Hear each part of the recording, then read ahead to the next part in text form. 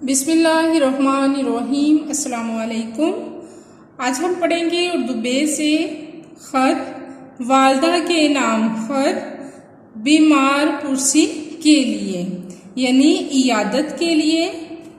इम्तिहानी मरकज़ 11 जून 2020। प्यारी अम्मी जान के नाम ख़त है। अस्सलामु अलैकुम।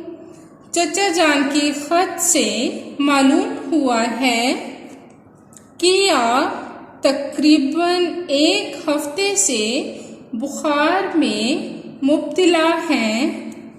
इस गमनाक खबर से मुझे दिली सदमा पहुंचा है। मेहरबानी फरमाकर अपनी सेहत के बारे में इत्तला दें ताकि परेशानी दूर हो। प्यारी अम्मी जान, आपका वजूद तो हमारे लिए सबसे बड़ी नेमत है। मेहरबानी फरमाकर अपनी सेहत का ख्याल रखें। किसी अच्छे डॉक्टर से इलाज करवाएं, वक्त पर दवाई लें। मैं आपके ख़त की मुंतज़िर रहूँगी।